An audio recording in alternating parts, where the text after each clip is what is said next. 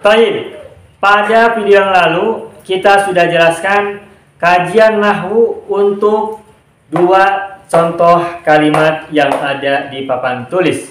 Muhammadun Rasulullahi dan Muhammadun huwa Rasulullahi.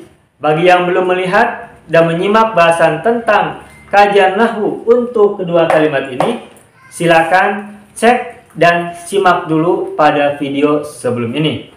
Nah, kali ini kita akan lanjutkan bahasan kita tentang apa perbedaan makna dari dua kalimat yang ada di papan tulis ini. Kalimat yang pertama, Muhammadun Rasulullahi, dan kalimat yang kedua, Muhammadun huwa Rasulullahi. Perbedaan antara keduanya terletak pada adanya domir munfasil pada kalimat yang kedua. Dan domir munfasil ini datang setelah isim sebelumnya. Muhammadun adalah isim, tepatnya isim zahir, dan huwa adalah domirun munfasilun yang datang setelah isim. Nah, pertanyaannya, apa perbedaan makna antara kalimat yang pertama dan kalimat yang kedua? Nah, sebelum kita jelaskan apa perbedaan makna antara dua kalimat ini, saya ingin jelaskan tentang apa fungsi domir munfasil yang datang setelah isim sebelumnya. Saya ulangi. Sebelum kita membahas tentang apa perbedaan makna antara kalimat yang pertama dan kedua, di mana kalimat yang kedua ada domir munfasilnya, maka kita akan jelaskan terlebih dahulu apa fungsi adanya domir munfasil yang datang setelah isim.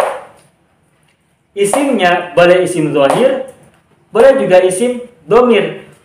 Dan di Al-Quran kita temukan banyak contoh ayat yang seperti ini.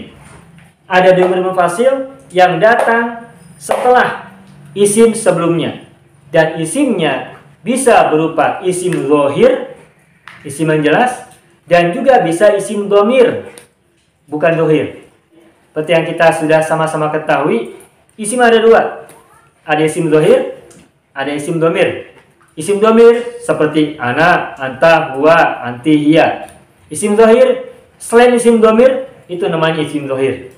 Muhammadun isim zahir. Asyajaru pohon isim zahir. Al-madrasatu sekolah isim zahir. Pokoknya selain domir itu namanya isim zahir.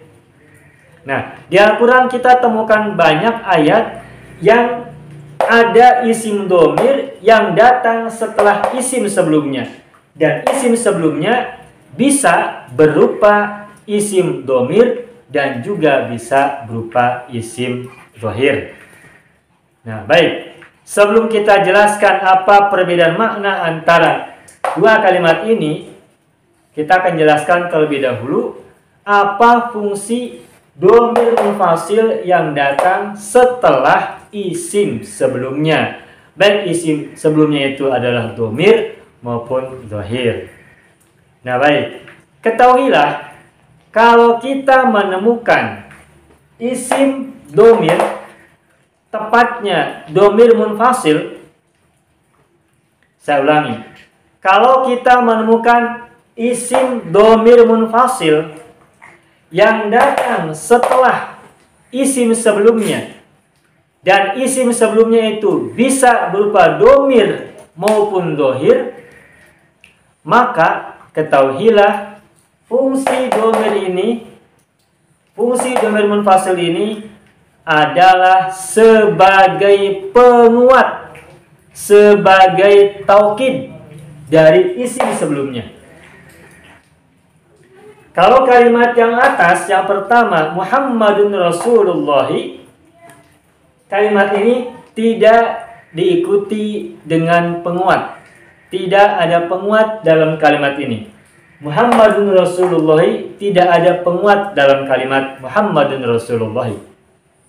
Sedangkan dalam kalimat yang kedua, karena ada domir munfasil yang datang setelah isim, tepatnya domir munfasilnya adalah huwa, dan isim sebelumnya adalah Muhammadun, maka kalimat ini berarti sudah memiliki penguat. Apa penguatnya? Penguatnya adalah domir munfasil berupa huwa. Sehingga huwa ini fungsinya adalah penguat bagi isim sebelumnya. Itulah sebabnya kalau kita menemukan isim domir munfasil setelah isim sebelumnya, baik isim sebelumnya itu domir maupun dohir, isim domir maupun isim dohir, maka fungsi isim domir munfasil ini adalah sebagai penguat atau taukid. Itu. Jadi fungsi domir munfasil yang datang setelah isim sebelumnya adalah sebagai taukid atau sebagai penguat. Itu. Innallaha huwas samiul alim. Coba silakan perhatikan. Innallaha huwas samiul alim. Ada Allah, ada huwa.